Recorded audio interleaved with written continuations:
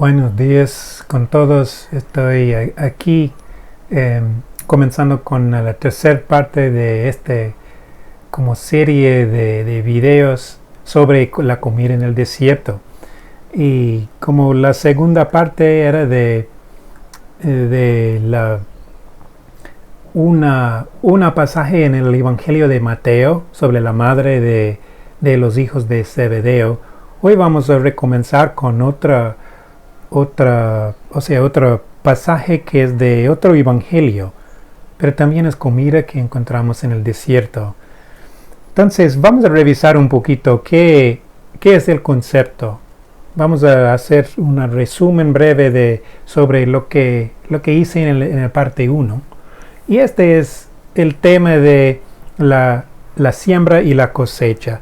Es que en los principios, después de tener la experiencia con Jesús, con su vida, la muerte y la resurrección de Él, había una cantidad de testigos que ya después de la venida del Espíritu Santo, de ahí salieron de esa área de la Tierra Santa, digamos, y pasaron por varios lados por el Imperio Romano y también bajo de la tierra de Egipto y otros lados, compartiendo de esa experiencia y presencia que tenían dentro. Y comenzaron a florecer comunidades, personas ya tocado en una manera especial por la presencia y el mensaje de esos testigos. Y comenzaron a crecer, florecer esas comunidades y entre esos escritos. Y bajaban, estaba bajando más la cantidad de testigos por morir. Y subiendo la cantidad de las comunidades, el tamaño de esas comunidades y la cantidad y tamaño también, de los escritos. Y llegó un momento para compilar estos escritos y también a las iglesias, reunir a los escritos así en formas en colaboración con testigos originales, a veces tal vez fueron, pero siempre en colaboración con ellos, tejiendo estos escritos juntos, añadiendo sus propios mensajes, sus propias experiencias para tejer una tela que es un evangelio, una cuenta del evangelio. Y había varias, pero nos quedamos con 4. Y bueno, la salida de todos, uso esa analogía de la siembra, y en la reunión, de esos movimientos, reunión de las poblaciones, de las iglesias y los escritos, una cosecha. Y estos 4 que quedan ya más adelante en la iglesia y luego elegido como auténtico son los 4 evangelios. Y como podemos ver que cada uno tiene algunos escritos en común, pero reordenado, y también hay algunos únicos por ejemplo, en Mateo y Lucas que no existen en Marcos. Y Juan es un poco diferente. Esos 3 tienen más o menos los mismos como fuentes. Juan es un poco diferente. Y podemos ver que otra cosa es recordar que hay 2 autores de cada uno. Uno es el autor divino, y otro es el autor humano. Y lo que quiere decir el autor humano es lo que quiere decir el autor divino. Y esa es la manera de entender como personas humanas qué quiere decir ese autor humano, y por medio de eso podemos entender el autor divino. Y esa es la idea. Es nuestra comida que encontramos dentro de estos evangelios. Ahora, cada uno tiene diferencias y cada uno tiene su propio mensaje, porque cada uno está escrito por otras personas y para otras audiencias dentro de esa iglesia universal que conecta y incluye todas las comunidades en una forma u otra. Y vamos a enfocarnos hoy en Juan. Juan, como dije, es diferente de los demás en tener su contenimiento es más original, o sea, no es de los otros evangelios. Marcos, dicen, es el primero, y casi todo de Marcos existe también en Mateo y Lucas, pero Mateo y Lucas tienen otras cositas. Por ejemplo, Mateo tiene que no tiene Lucas, y también Lucas tiene que no tiene Mateo. Juan, en cambio, no tiene estas historias de ninguno. Tiene sus cuentos, sus historias que son únicos. Digo eso porque cuando estamos buscando pistas, por ejemplo, en Mateo, pistas que nos iluminen en qué manera fue tejida este evangelio, dónde son las puntadas en que fue tejido este evangelio. Esas son las pistas que nos da. Cuando hacemos eso con Mateo, podemos comparar con Marcos y Lucas para identificar, para buscar, para usar, para que ilumina esa comparación, nos ilumine una diferencia, que nos ilumine una pista. Ese es el valor de tener estos tres evangelios tan parecidos. Con Juan no tenemos ese lujo, digamos. Es que con Juan ya quedamos con él más o menos, pero es suficiente. Y esa es parte de este misterio, vamos a escuchar a Juan, pero escuchar a cada uno a la vez. ¿Por qué? Porque la persona real de Jesús y la historia real de su vida es un misterio. Y a la vez que escuchamos a cada mensajero, cada uno individuo, y respeta eso, lo que quiere decir cada uno, de ahí poco a poco nos revela esa historia real y la persona real de Jesús. Ya nos ponemos en contacto con esa persona real. Pero es por medio de escuchar y honrar cada uno de los mensajeros, o cada grupo de mensajeros que están agregando y tejiendo estos evangelios. Entonces, es que cada evangelista tiene su propio mensaje, y para nosotros escuchar cada evangelio por separado. Y de ahí nos puede, poco a poco, en medidas, como quiere Dios, como nos da una gracia, de ahí podemos encontrar la persona real de Jesús.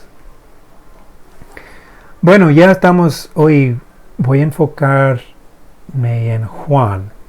Y vamos a buscar como antes. Esa es la manera, es buscar las pistas.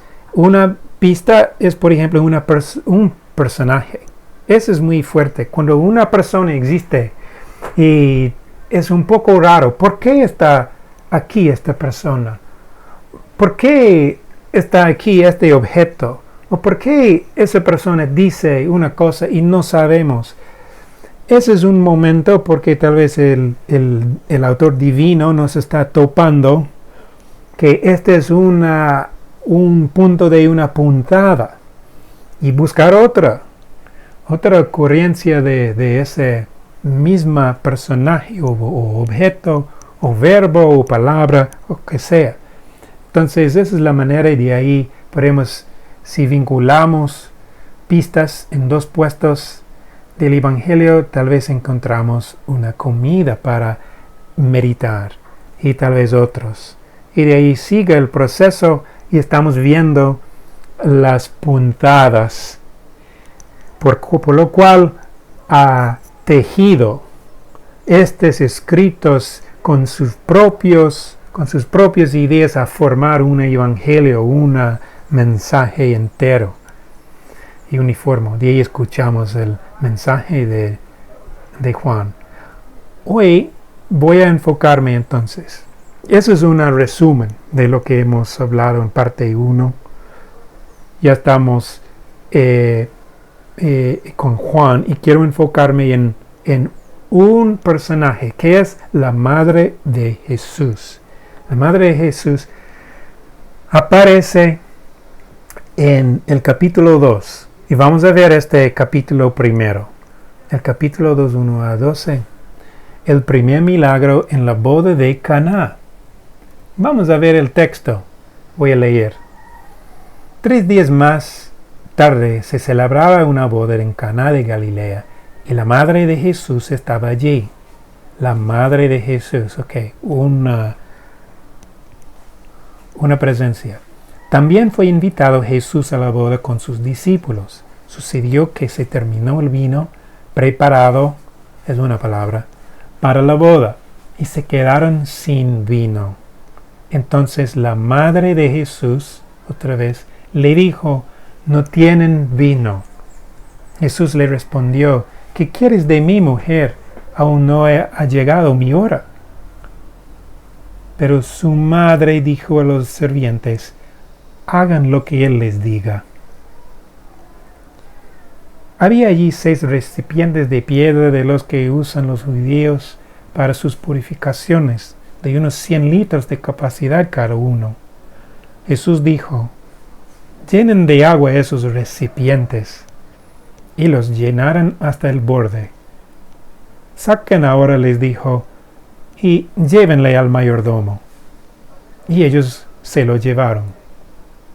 Después de probar el agua convertido en vino, el mayordomo llamó al novio, pues no sabía de dónde provenía, a pesar de que lo sabían los sirvientes que habían sacado el agua.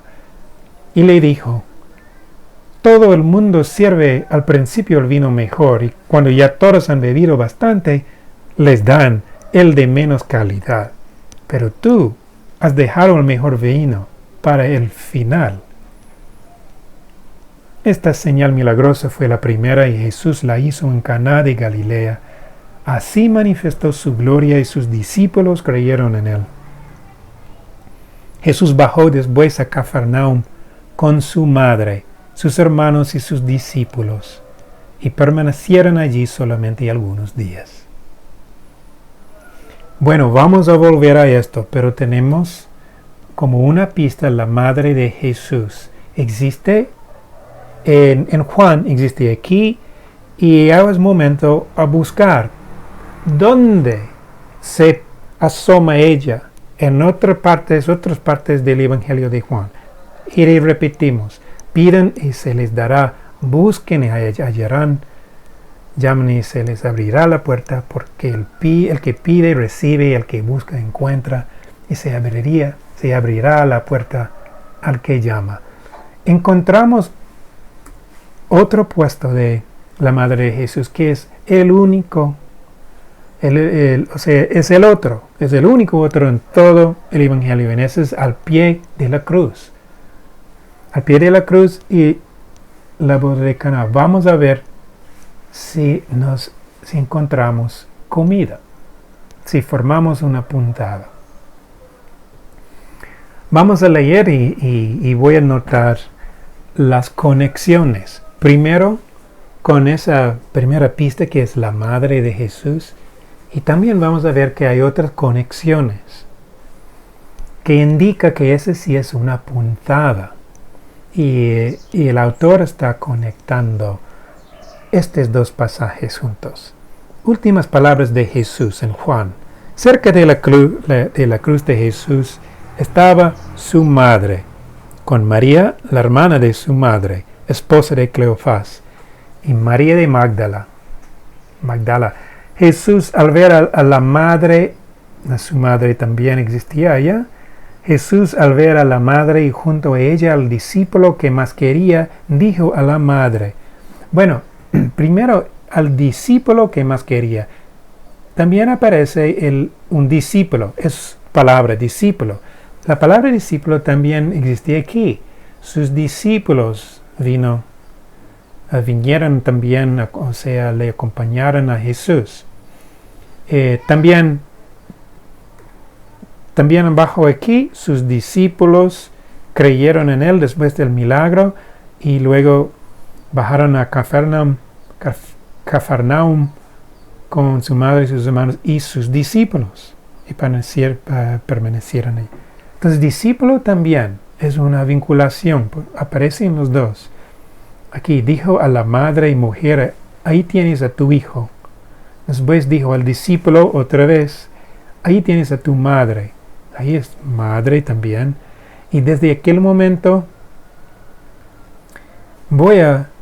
aquel momento, ¿por qué estoy poniendo un caje eso? Voy a indicar aquí también hora. Aquí en esta parte está diciendo a María, a la madre de Jesús, ¿qué quieres de mí, mujer?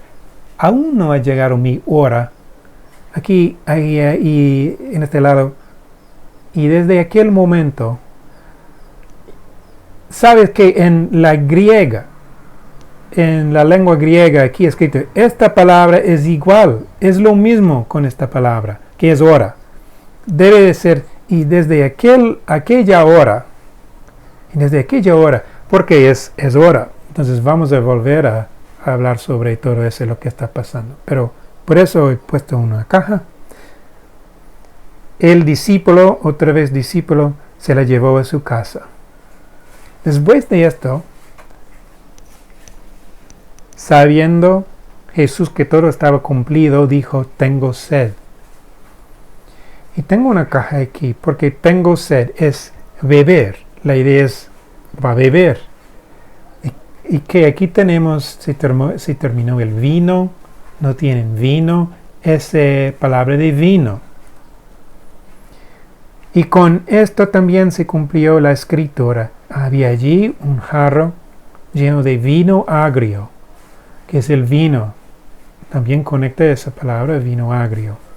Pusieron en una caña, antes de adelantar, aquí luego dice, y cuando ya todos han bebido bastante, les dan el de menos calidad. Es vino de menos calidad. Si también terminó el vino, no tienen vino. Aquí es el vino agrio, tengo sed. Esta es una idea misma, ¿no? Pusieron una caña, una esponja, empapaba en aquella, bebía y la acercaron a sus labios. Jesús probó el vino. Ese vino agrio, tiene sed, es beber el vino de menos calidad, vino agrio. Y dijo, todo está cumplido. También es ahora. Ya es hora. Ese es el efecto. Todo está cumplido. Ya es hora. Ya es mi hora. Después se inclinó la cabeza y entregó el espíritu. Seguimos. Vamos a volver y hacer esa vinculación en meditación. Le abrió el costado y salió sangre y agua. Como era el día de la preparación de la Pascua, los judíos no querían que los cuerpos quedaran en la cruz durante el sábado, pues aquel sábado era un día muy solemne. Pidieron a Pilato que hiciera quebrar las piernas a los crucificados y retiraran los cuerpos. Fueron pues los soldados y quebraron las piernas de los dos que habían sido crucificados con Jesús. Pero al llegar a Jesús vieron que ya estaba muerto. Y no le quebraron las piernas, sino que uno de los soldados le abrió el costado con la lanza. Y al instante salió sangre. Tengo una caja, esa es también morada, pero un poco fuerte. Es un poco diferente. ¿Por qué? Porque en este lado, después de probar el agua convertido en vino, es otro vino. Es un vino nuevo, ¿no? No es el de menos calidad, no es el vino que ya se terminó. También todo el mundo sirve al principio el vino mejor. Tú has dejado el mejor vino para el final. Y yo estoy conectando con sangre. ¿Cómo? ¿Y por qué? Por el agua, sangre y agua. ¿Dónde se asume? Llenen de agua. Ese es el probar el agua, convertir en vino. El agua está conectado. O sea, el agua está conectada con el vino nuevo. Aquí, el agua se convierte en el vino nuevo, está vinculada. Aquí el agua está conectado con el sangre. Entonces la idea es que el sangre está identificado con el vino nuevo, el vino mejor, por medio del agua. Y ahí tenemos, ya acabo de hacer esas como conexiones para formar esa puntada entre esos dos pasajes. Y vamos a hablar un poco más sobre este. Aquí, como hemos dicho, que esa sangre y hasta ese vino nuevo, ¿no? Es el vino mejor. Que tú has dejado el mejor vino para el final. Pero volvemos. A ver, imaginamos, eso es lo que propongo, porque estos dos pasajes son vinculados. Entonces hay una boda en Caná y digamos que Jesús está aquí en su boda. Este es el matrimonio de Jesús en el pie de la cruz. Vamos a ver, vamos a caminar y meditar un poco con esa idea. 3 días más tarde se celebraba una boda en Caná de Galilea y la madre de Jesús estaba allí. Volvamos aquí. También fue invitado Jesús a la boda con sus discípulos. Primera cosa, en este caso, ¿con quién se casa Jesús? Con la comunidad de los discípulos, que es la iglesia. La iglesia, los discípulos, son la novia. Jesús es el novio en el matrimonio que está pasando. Entonces, cuando ya hay una boda y Jesús viene con sus discípulos, es que hay una boda y llega este hombre con su novia. Es una pareja, como Jesús y la comunidad de discípulos es una pareja llegando a una boda, ¿no? Ya está la imagen, ¿no? Sucedió que se terminó el vino preparado para la boda y se quedaron sin vino. Es otra ocurrencia del vino, ¿no? Entonces la madre de Jesús le dijo a Jesús, ¿no? No tienen vino. Bueno, llegamos a un momento. ¿Por qué? Porque este pasaje ha sido analizado por siglos y podemos llevar en nuestra mente tantas interpretaciones de eso. Y lo que es bien difícil, pero es necesario, es dejar todo eso. Dejar para que escuchemos lo que dice el evangelista mismo. Y en eso, de este paso, cuando Jesús dice a él, no tienen vino, estas próximas frases han sido un misterio por siempre en la iglesia, en una manera u otra, y tantos intentan interpretar. Vamos a ver una nueva punto de vista esta vez. Y quiero decir sobre estas interpretaciones, lo que estamos encontrando es la columna. Si podemos decir que hay varias interpretaciones, quiere decir que hay varios huesos conectados en el cuerpo, ¿no? Y cada interpretación que es válido es como un hueso en el cuerpo. Es que no hay solo una interpretación, pero se conectan las interpretaciones, ¿no? Y lo que estamos ya con esas puntadas que nos guía en identificar cómo fue tejido el Evangelio, o sea, cómo fueron asambleados los huesos. Y estamos viendo la columna de las interpretaciones. Entonces da luz para entender las otras interpretaciones que tal vez ya hemos escuchado. Tal vez tenemos una forma de arte que explica una interpretación, es muy popular y visto en las iglesias. Y ahí, bueno, conozco personas que cogen estas palabras, dichos mismos, y forman parte de cómo guían su vida de una forma de interpretación. No digo que es mal, sino que no es la columna. Y para entender la columna que estamos viendo, ya podemos entender mejor las otras interpretaciones que tal vez hemos tenido nosotros o otros, porque cada uno es un hueso que se conecta, ¿no? Como un esqueleto. Pero entender y saber esta columna es importante. Y no tienen vino. ¿Qué está diciendo ella? Ahora vemos el contexto. El contexto es el matrimonio. ¿Quién está responsable para el vino en una boda? Es el novio. Entonces, cuando la madre de Jesús dice a Jesús, no tienen vino, está diciendo a él y a nosotros que leen. El autor está diciendo, por medio de la madre de Jesús, Jesús es el novio. Es un novio. Porque él está encargado con el vino. Entonces Jesús le respondió, ¿qué quieres de mí, mujer? Aún no ha llegado mi hora. Varias interpretaciones de eso. Pero ahora, ¿qué está diciendo? Está diciendo, no es mi boda. Aún no ha llegado mi hora. Mi boda. El momento cuando me caso. Por eso está diciendo que no es mi boda. Yo no tengo esa responsabilidad. Es boda de otro. Pero ¿cómo responde ella? Pero su madre dijo a los sirvientes, hagan lo que él les diga. Tantas interpretaciones de eso. Hasta que hay personas que asumen que somos en el puesto de los sirvientes. Pero no somos los discípulos, ¿no? Y debemos hacer cada cosa que nos dice Jesús. Bueno, esto es perfecto, pero no es lo que quiere decir la Escritura.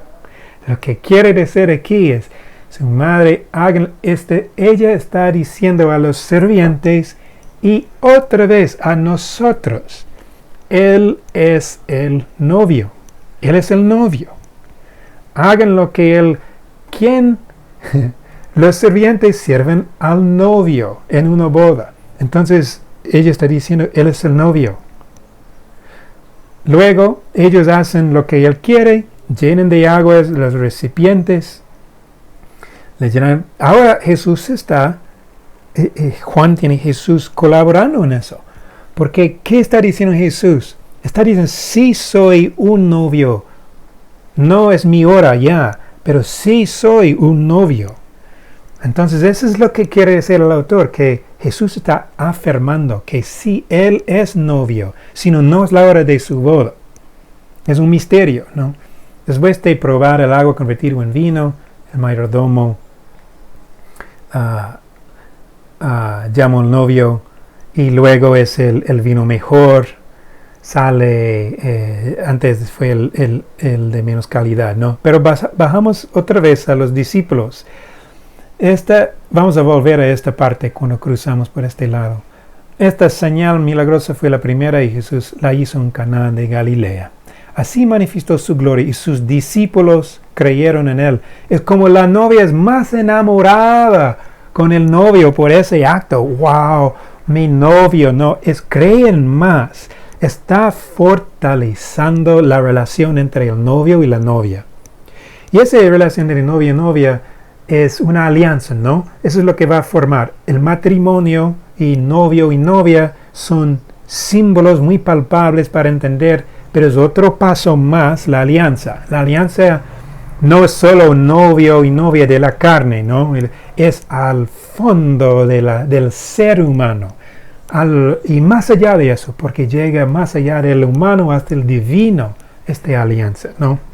Pero el símbolo que nos ayuda a entender esa alianza es el matrimonio. Por eso uso esas palabras de novio, novia y matrimonio. Pero eso está haciendo Juan, está usando ese para que podamos entrar por ese entendimiento del matrimonio a tocar el mismo Jesús, ¿no? El mismo misterio de nuestra relación con Él. Y luego Jesús bajó, volvemos al texto, Jesús bajó después de Cafarnaúm con su madre, sus hermanos y sus discípulos, y permanecieron allí solamente algunos días. Bueno, ve, lo que pasa está, ya Él baja con su madre, sus hermanos, su familia y su novia. Ya están más casi familia. La novia ya casi es familia. Se ha fortalecido la relación, ya están más juntos. pero ya no están casados todavía. Y esa es la idea, con esa analogía que Jesús y su novia, los discípulos, y esa es una hora en que María, por medio de María, sabemos que Jesús es un novio. Y Él lo afirma por ese milagro, ¿no? Y aquí, vamos al otro lado, aquí, al pie de la cruz. Aquí está, cerca de la cruz, su madre, y ya llegamos aquí, adelantamos junto a ella al discípulo que más quería. Entonces, si hay una boda, pero los discípulos se fueron, ¿no? Todos le abandonaron. Pero para Juan, el matrimonio se necesita la novia también, porque ese es el matrimonio de Jesús. ¿Con quién? Con los discípulos. Entonces hay un discípulo que representa a los demás. Y este discípulo es el discípulo más querida. Este texto del discípulo querido no aparece hasta que el lavador de los pies de la última cena. Antes no mencionaba solo en este momento del Viernes Santo, del jueves, de la última cena y la crucifixión, aparece él, porque él representa todos los discípulos en el matrimonio. Y ese es el puesto de él. Entonces, es el matrimonio entre Jesús y los discípulos, representados ellos por ese discípulo que más quería. Dijo la madre, Jesús, mujer, ahí tienes a tu hijo. Después dijo al discípulo, ahí tienes a tu madre. Ay, sí, ya sé, yo estoy en esa consagración a María, sé todo lo que he escrito como Juan Pablo II, bonito, todo eso. Pero ¿qué está pasando de verdad? ¿Qué es la columna de interpretación? La columna es decir que ya estamos familia por casarse. O sea, cuando María ya es la suegra, está diciendo, ya es tu madre. Y diciendo a la madre, ahí está tu hijo. Ya somos familia por el matrimonio. Y en ese contexto, la alianza, ¿no? Entonces, desde aquel momento, desde la hora, ese es el momento en que fue hecho ese matrimonio. El discípulo se le llevó a su casa. Y la idea es que le llevó a su propio, es que ya es suya. Escuchamos ese en las devociones, todo tuya, María, todo eso. Ya está un poco reducido en eso. Nos toca ampliar esas interpretaciones por eso. Es como vemos un hueso y no sabemos el esqueleto de interpretación. Y podemos salir del camino con solo una parte, una devoción que es reducida un poco. La idea es que ella es nuestra madre por la alianza, el matrimonio entre Jesús y nosotros, la comunidad de los discípulos. La madre de Él ya es la madre nuestra por el casar, por la alianza. Y de ahí ella es nuestra. Y somos suya, de ella, ¿no? Y en la misma manera que está en casarse. Entonces ya de ese momento, luego ya vamos al vino. Después de esto, sabiendo Jesús que todo estaba cumplido, dijo, tengo sed. Y esa es la idea, que Él tome el vino agrio, ¿no? Aquí. Jesús probó el vino agrio, el vino que es vinagre, ¿no? ¿Y por qué? Porque después, eso es lo que hace el novio en la boda. Después de el matrimonio viene la celebración. O sea, la primera cosa que hace es el novio toma el vino. Él toma el vino. Y él toma el vino agrio, ¿no? Y todo está cumplido. Y luego, el sangre y el agua. ¿Qué sale de él? Es el sangre. ¿Qué es el vino nuevo? El vino mejor. ¿Para quién? Es para nosotros. Y ese es para nosotros porque somos la novia. Porque primero toma el novio, luego, ¿y quién provee? ¿Quién provee el vino para la boda? Es el novio. ¿Cómo está proviendo? Por su sangre. Su sangre está proviendo. Este es el vino nuevo que nosotros tomamos celebrando por nuestro lado este matrimonio. Y él ya tomó el vino. Él tomó el vino, el malo, no el vino agrio.